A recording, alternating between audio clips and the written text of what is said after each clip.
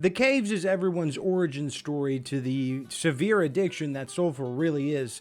To new players, it can be the bane of their existence, and to veterans, it could be a nostalgic experience every time they go through it. It's just a place you always go to. You're always going to go back to the caves for this or that. I've been talking about wanting to do a video where I show how to farm and explain how to farm every area in the game. I thought it might be better to do each area individually and just stuff as much information as I can possibly think of. I mean, I took notes for this. Usually I just pull from my brain and I just have a nice, calm, not calm, but non-aggressive, sometimes conversation, you know, more of like a rant. But this time I actually took notes and I wanted to make sure I can get in as much as I possibly can. And if I'm forgetting anything, now's the time to jump in the comments and tell me how stupid I am so I don't do it when we get to town, which is level 2. But like I said, we're going to talk about caves. We're going to talk about everything you could farm in caves, everything you should expect from caves, secret areas in caves. I'm actually counting on my hand over here that you can't see. Others, like unique stuff that only happens in caves, stuff like that. We're going to just go and break down everything in caves. And if we don't start now, when will we? As far as equipment goes that you're going to need when entering caves, you just need the shirt on your back and the dirk in your hands, because it's the starting area. Really, you don't need anything to be able to beat the entirety of caves. In fact, you can go in with the father's shirt and the dirk and leave with the father's shirt and the dirk just fine. It's supposed to be accessible. It's palatable. It's the introduction to your addiction. I already said that line, but I said it again. If you want to come through and have a easier flowing, a better experience, a more productive outing when you go into caves, maybe beat it in under 10 minutes with ease, I would say bring SULFURs if you got them. That'll give you a triple jump or a double jump if you just have the one shoe, or a dunce cap, because there is a certain area in caves that you can get to a secret area and even a level skip. We'll get to that kind of stuff. I would recommend bringing those, and obviously your pocket rocket. Don't ever leave the house without your pocket rocket, but only for caves, because it's only really good for caves. And I mean, if you're like me, you don't even take the SULFURs off anyways, unless you're in a hedge maze and you use a different shoe, but the SULFURs are just so good. They're so OP for movement. If you haven't got yourself a pair of SULFURs, just do it. You won't regret it. Obviously, if you're going back to caves, you're doing it for a reason. Whether it's because you died and you need an easier area to grind up some loot and gear again, or you're farming for something to use in other areas. And caves has a lot of good stuff for that. For my new players out there, obviously you're going to want to target those velvet bells. They are everywhere, hanging from the ceiling, coming up from the ground, and all over the walls. I mean, you could find velvet bells in any level of caves. So many of them. You want to take 8 of those. Throw them in a cauldron. You're going to get fried mushrooms. You could put them with sticks. You could put them with this or that. The velvet bells are very useful for when you're first starting out and you don't know what you're doing. But when you do have a handle on the game, and even before that, honestly, if you're going in, this is very fresh for you, make sure to grab the red mushrooms, because those rod sop mushrooms are going to give you the best healing item in the game, which is the magic potion. And yes, some people are going to say, nah, that's not the pizza. It's not the pizza potion. Yes, the pizza is great, but it does not cure you of poison and fire. So the magic potion definitely has that over the pizza. I love the pizza in every aspect of my life. I love the pizza. But magic potions are arguably the strongest healing item in the game because of the added bonus to it. And all you need to make a magic potion is 8 rod sops in any cooking item. So a stove, a trash can, a cauldron, just 8 of them, all right? It could be made in any of those. But also when you get to later levels, I would just come to caves and grab 3 rod sops at a time, because 3 rod sops plus an herb is going to net you a magic potion, and that's just value, baby. I mean, that makes them much easier to come across. When you first start sulfur, you might think the sticks are borderline useless. They're just used to make like meat skewers and stuff like that, just a few foods here and there, but they actually have a hidden secret. When you combine 2 of them, you get sawdust.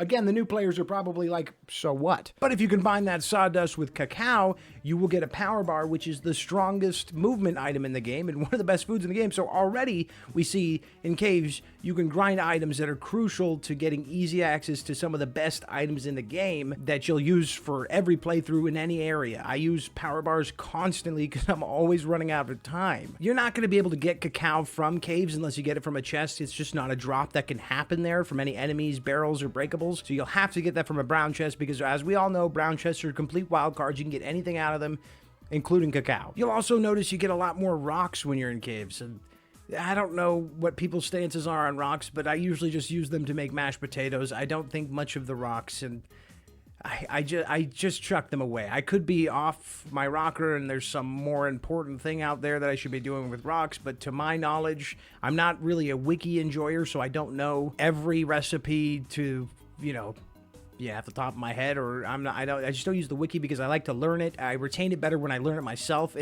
I do recommend the wiki if you're better at that kind of learning, or just having it open. A little cheat code never hurts once in a while. Technically, you're watching this video, this is kind of like a cheat code anyways. My point is, I don't care too much for the rocks. What I do care for is cheese and broth, for multiple reasons. Number one, the easiest thing you could do with cheese and broth is add them together and get 2 fondue. You can also add 2 cheese together to get 1 fondue, but if you're doing your math here, that's not very good value, because broth and cheese, they drop constantly in caves, much more than any other area that I've been able to tell. I wouldn't say it's the best area to grind for cheese, but it is still a pretty common drop when you're in there. You can also use that cheese to help make pizza, but the other ingredients, you're probably gonna... No, you'll have to find them in other areas, unless the brown chest. Let's just get that out of the way. Brown chests, again, are wild cards, so I'm not going to keep saying that. That's on me. I'm not mad at you. I'm mad at me. You can eat that fondue for really good heals, although it is a double slot heal, so it's not ideal, but early on, it's definitely going to do the job. Or you could sell them for 150 sulf coin, which is great. I mean, that's easy money. A lot of these drops you find in caves will continue to drop in later levels, but they just have a much higher frequency in caves. Like snails, I find them way more in caves than anywhere else. And if you wanted to add 2 snails together, you can make escargot, but that's also kind of like a crime against nature because you're eating snails, and that's weird. And I'm sorry to my French people out there. Why are you eating snail? I mean, what about snails ever looked appetizing to anyone with 2 eyeballs and a mouth that consumes? What is that? We can't forget about the false sulf caps. They also spawn in caves abundantly. You could find them anywhere, and you could use those to make grenades if you like grenades. Me personally, I'm not too big on grenades, but if you are a fan of grenades, you might get a kick out of using those. You could put 1 metal scrap, 1 false sulf cap, and you'll receive a sulfur grenade, which in my opinion is the best grenade because it takes up 1 slot and it can stick to things and blow them up. So if I was going to use a grenade, I would just use the sulfur grenade, and they're very easy to make, and like I said, false sulf caps are everywhere in caves. What I want to drive in is new players should really be trying to farm as much cheese and broth as they possibly can just to get through caves for the first time. Pop that caves cherry, and then vet players, I would recommend coming back here for rod sops and sticks. Actually, new players, you should grind for rod sops too, because it's not that hard to get 8 of them, throw them in a pot. Don't put 9, you might be tempted. No, it is 9. It's 8 for fried mushrooms from Velvet Bells, 9 for magic potions.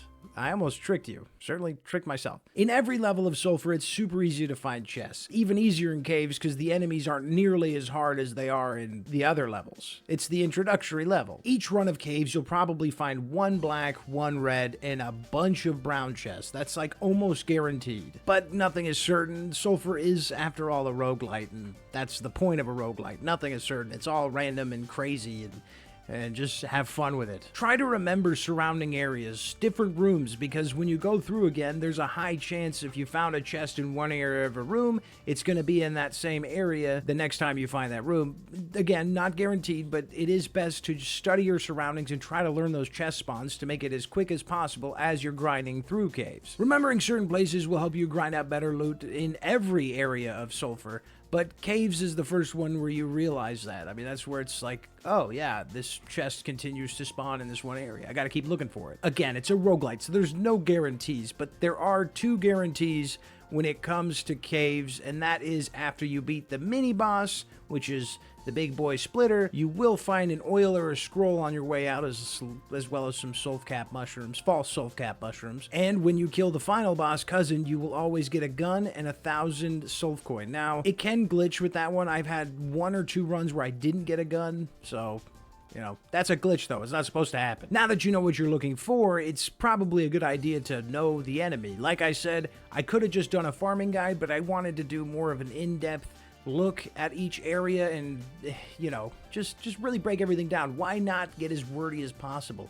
And when we're done with this, I might just mash them all together and then have one long super video of each area with all this information. If you'd rather wait for that, I tricked you into watching this far of this one, so get played, you sucker. I don't know any enemies' exact names, so I just kind of gave them all nicknames, but you know, you'll recognize them, and the nicknames should make somewhat sense. First off, you got the baby goblins. They might not seem that dangerous, but they can be kind of hard to hit as they're always jumping around or lunging. They're not much of a threat, but they can group up and take away a little bit of your health, so, you know, watch your ass. The archers, if you're busy fighting, say, the little guys and some stabby boys, those archers are going to pelt shots at you, and they're very easy to kill if you focus them, but then you also have to make sure you're in a safe environment to focus them. They are going to do a lot of damage if they hit you with any of those arrows, though. Just make sure to get the timing down of when they see you, pull back and fire. They never stop the fire. They will fire, so once that is fired and misses you, you can pop back out and kill them. The stabby boys, I mean, they run up and they stab you. They can hurt a lot, but they're much easier to dodge than the little guys. If you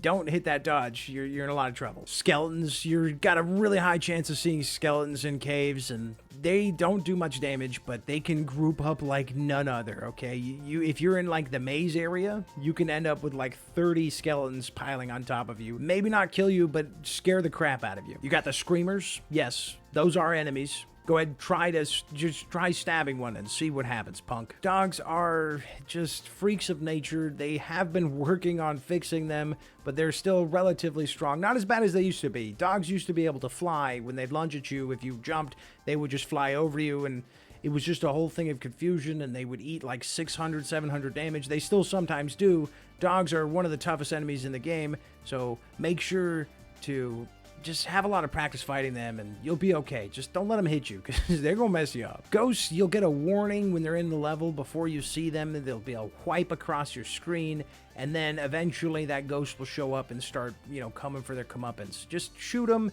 and, you know, or use them. You can utilize ghosts to freeze enemies and then melee those enemies for an easier kill. Maybe don't do that right off the rip. Maybe get a little practice in with the movement and just gameplay knowledge, and then eventually you can utilize ghosts better. They're not hard to kill, they're just a little spooky. Elemental wizards are the toughest enemies you're gonna fight inside of caves. First time you fight them, they're gonna do a lot of damage. You're not gonna see it coming. You can have fire, poison, frost, electric, and they throw very fast. They're so if there's a few of them in one area, you're in some deep shit. So just be careful when fighting the elemental wizards.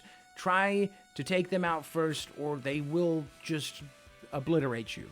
They're the best in the caves by far. I'm not sure if I mentioned the big boys, but the big boys are the guys with they got the planks on them. You have to shoot the planks off, hit the planks off. Just get the planks off of them before you can do damage to them. They're relatively easy to dodge, so typically I just move away from them, kill other enemies in the area, and almost never waste my resources on fighting them because to me they're not worth the durability. It's not a guaranteed chance that they're going to drop loot, so I don't ever feel bad about just abandoning them. There's I don't know.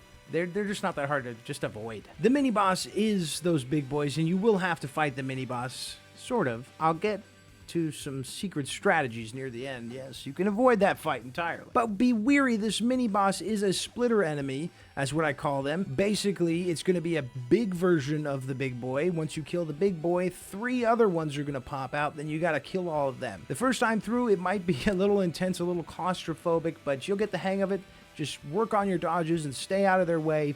You can do it. Of course, you've got Cousin, who is the big bad, the final boss of caves. He's going to hang out in his mud hole, pop up, throw mud at you, also have a mud barrier. He's kind of broken, as in, like, if you enchant a gun to make it super OP, it might not work right, especially with shotgun or 12-gauge chisel attached to a gun or any shotgun, or multiple projectiles. Mostly multiple projectiles don't work correctly on him, so you'll be like, why isn't the damage working right?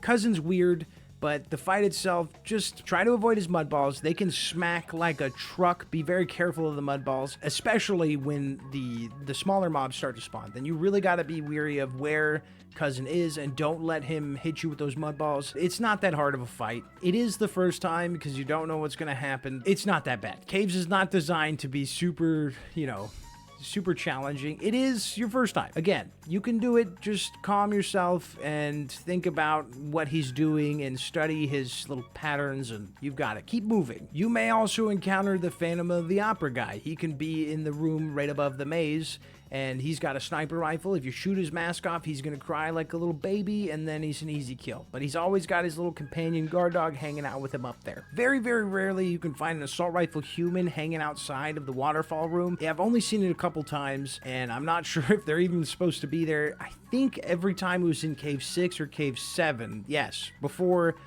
Cousin, I've seen assault rifle guys in there, but it's super rare. And then, of course, androids can spawn in any area, and that, again, is a very rare spawn, so most people will go hundreds of hours without seeing androids. Don't worry too much about that. If you're brand new to the game and you somehow come across an android, I don't know what it takes to spawn them. I have an inkling of a thought that maybe you have to beat the game first and then androids can start spawning, because in this game, you do have to access and beat certain levels before you can find other things like vendors in different areas and like different drops in different areas, I think.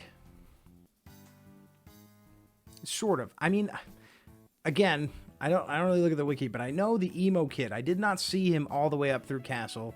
And then once I beat Castle and went back through, I did start seeing the emo kid in other areas. I've never seen him in caves, but I have seen him in sewers for sure and dungeon. But I don't remember seeing him until after I beat Castle, so I can't confirm that for sure. Based on that theory, androids can't even spawn until you beat the game. At least I think. I don't know. It took me over 100 hours before I saw a single android. If you do somehow come across them, be very careful. They're super strong, but they always drop great loot. Another rare enemy spawn is elemental wizards spawning before Cave 6. I've seen them as low as Caves 2, so be careful. Those elemental wizards, again, can surprise you and do a lot of damage.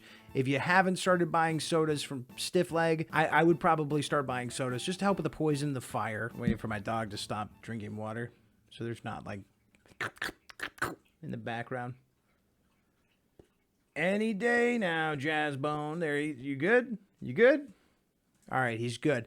So, if you're playing Sulfur, you're on a run, you're gonna need some help from vendors. It's just a fact of Sulfur. Vendors help a lot. You know, whether it's a gun that has low durability, you need to find Ralphie, so on and so forth. There are only certain vendors that will spawn in caves, but they do have a very cool crew of vendors that give you reasons to go back to caves if you need something. You've got the big three that spawn in every area. That's Kevin, Ralphie, and Stiff Leg. You can find them there no matter what. Same goes with Vex. Now, Vex isn't part of the church crew, but I've not seen an area where Vex doesn't spawn. But you've also got the Hawkland boy, the Hawkland salesman. He's going to sell you a corpse maker, a gravekeeper, durability kits, ammo. He doesn't have grenades. I've always super confused on how the Hawkland guy doesn't have freaking grenades, but he doesn't. He's also the only person that can supply you with a side quest. If you go through his dialogue, you can find options for how to get a membership discount. In those options, he'll ask you to go get 2 dog eyes. In this video, I finally remembered to bring my dog eyes, so I'm finally a proud card-carrying member of the Hawkland Society. Thank goodness. I've been talking about it for weeks, and I finally got around to doing it. But yes, you got to get 2 dog eyes. The best way to get organs is to aim for the eyes when you're killing the dogs, and you got a way better chance of those eyeballs are dropping. That goes for any organ. Aim for where the organ would fall off, and you'll have a better shot at getting it. Again, nothing's guaranteed, but, you know, better shot. And that's it for vendors. Just kidding. Caves has another rare vendor, a unique vendor. That's Scrip. Everybody loves Scrip, all right? He's adorable. And he sells repair kits, unlike Kevin.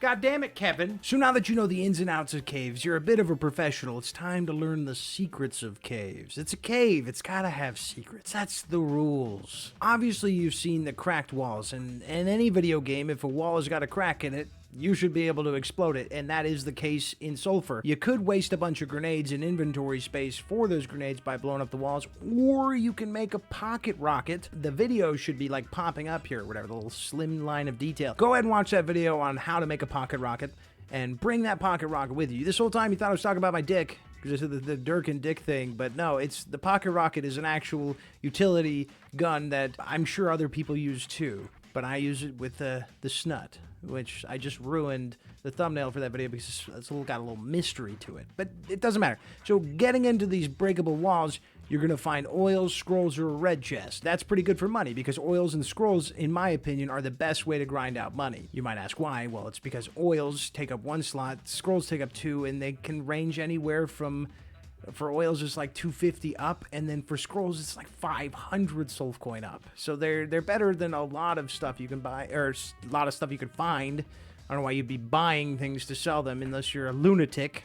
I kind of seem like a lunatic myself there for a second, didn't I? When you're out looting, make sure to check underwater. There's some secrets under there, and you can even find chests, sometimes easily accessible. Sometimes you might miss them every time and not even realize they're there, like the broken dock room. Now, this can lead you to a chest, but it is a far swim. So if you're going to go down here, I would bring an oxygen tank, or a spare lung, or whatever, extra lung, or whatever it's called. Anything to help get your oxygen levels up, because it is going to be dangerous. You're either going to use a lot of health items or just die if you don't bring something to get your oxygen levels up. I missed this room at least a couple dozen times, and I even forgot to mention it.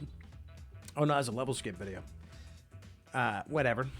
I have not done any videos on caves, actually, now that I think about it. I didn't forget to mention it. Look at it. I expected to. There's one that most people already figure out because, unlike Overwatch, we look up. We look up in the Sulfur community, and we noticed at the top of the waterfall room there was something strange going on. Now, if you use your Sulfurs or your dunce cap, or if you've got a death wish, you can also ride up the waterfall Minecraft style, but it doesn't work right, and you're probably going to glitch and then die because of it. I didn't even bother jumping up the waterfall in this video when I was getting this footage because I hate the way they did the waterfall climbing mechanic. It just doesn't work right at all, and it's more dangerous than anything. Bring some sulfurs, bring a dunce cap, get up there. You'll find 2 assault rifle humans every single time, a black chest, and the thing that most people don't realize is a level skip.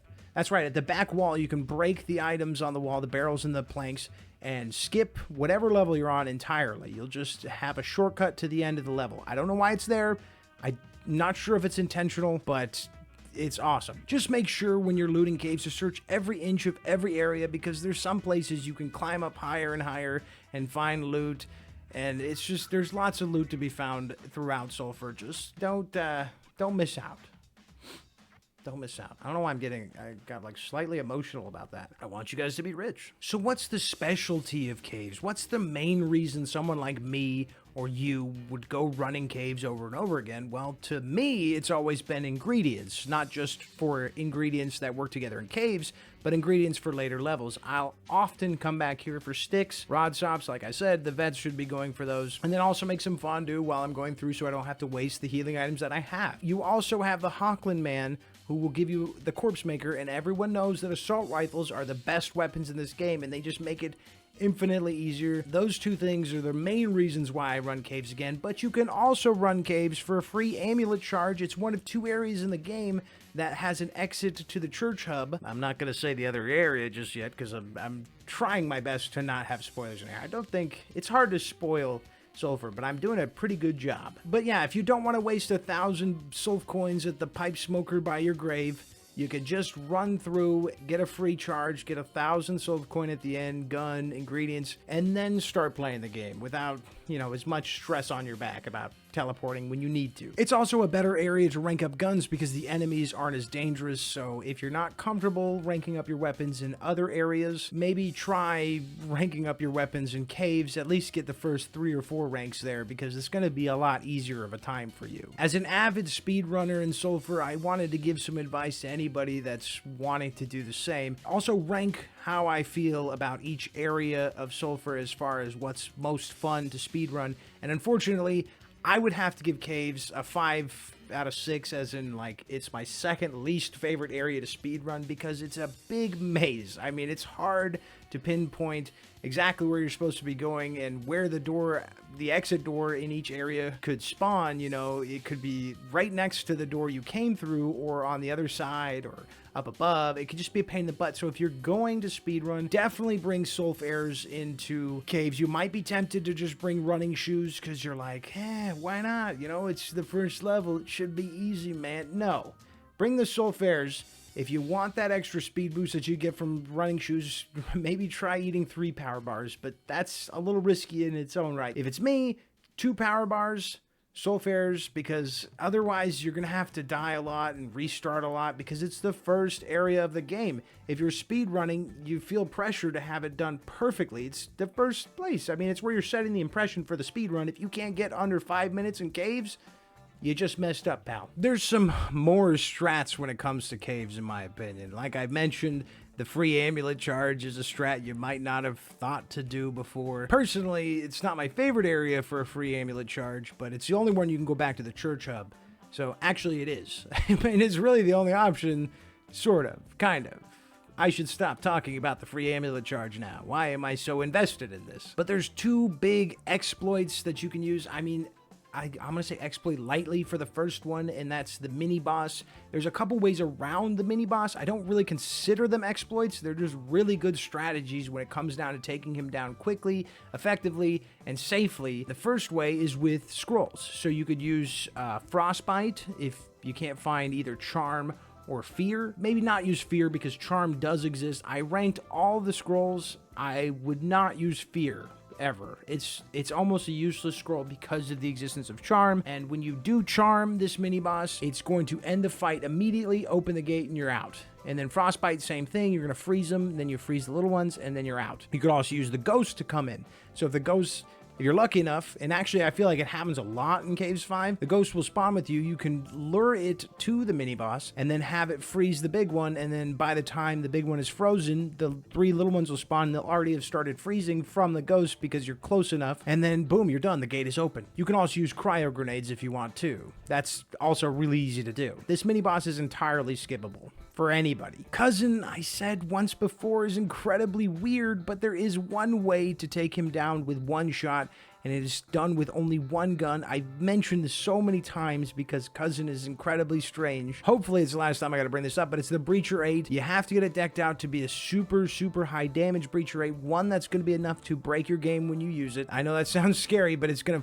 pause your game, you're gonna get down to 0 frames, and then boom, he's dead, and then it's over. It's the only way to one-shot kill him in this game in the current state. I'm assuming eventually they'll fix him and more guns will work better, and you'll be able to use some OP one-shot guns that aren't just the Breacher, but as of right now, that is the only way to do it. Well, there you have it. There's my breakdown of caves, what I hunt for, what to expect, how to get through it. If I didn't do an adequate job enough for you, let me know so that when I do the next level, I can work on whatever constructive criticism you have, put it towards that one so I'll know what to take notes for and what to talk about. If you don't have that issue, but you have additional information about the cave that I might have missed that's not totally integral to playing through caves, make sure to put in the comments so that other people can take that in and use it for themselves. As with any video I make on Sulfur, I want to continue this conversation. I want to talk with you about Sulfur because Sulfur ain't big enough, baby.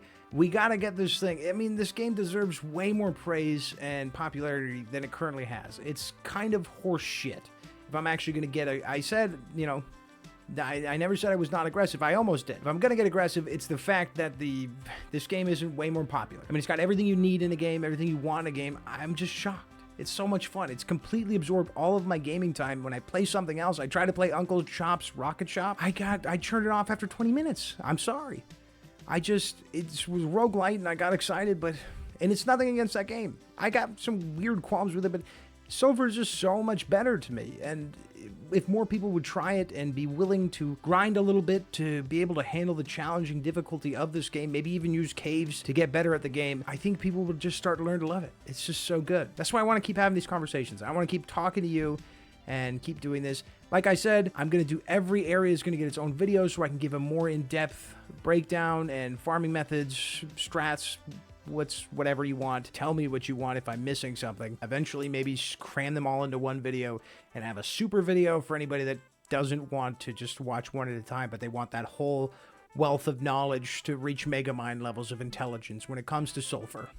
I assume that's what they would do. That sounds like really egotistical, but I didn't mean it that way. I meant it like some people want to like just cram, you know? This is probably like post-college kids are like, I just want to learn it all right away so I can not retain some of it. I don't know. I don't know. I also just like watching big expose videos that just cover everything, and if I would have just done it all in one video, it would have either taken me a month to make that video or even a couple weeks. Or why did I go lower? I don't know how long it would have taken me. Maybe I would have given up, and I wanted to keep my word. When you request a video, I will work on it, and I just thought if I did it one area at a time, I would be able to get the most information and the most satisfying outcome and give each area its own love and care. So I don't know. We're talking a lot. I feel like I always talk. It's hard to shut it off. Just shut it off.